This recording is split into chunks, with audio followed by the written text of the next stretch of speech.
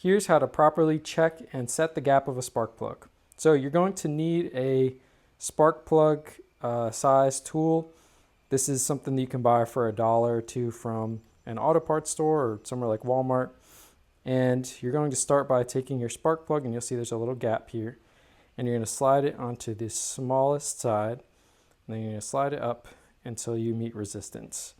So you can see right now we're at 0.046 inches.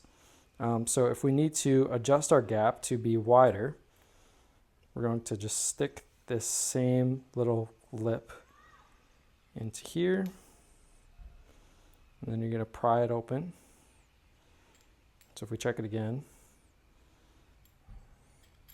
you can see our gap is now way bigger.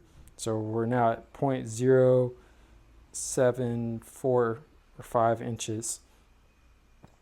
And if you need to make your gap smaller, you're just going to flip this over, and then you're just going to press it down.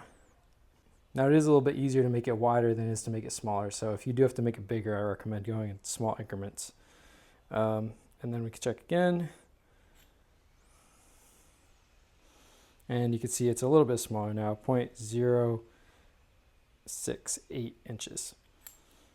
So that's all you have to do. So essentially, if you need to check it, you're just going to slide it down here and slide it down to wherever you need to be. If you need to make it bigger, pry it open with this. If you need to make it smaller, you just press it against this. And that's all there is to it. Thanks for watching.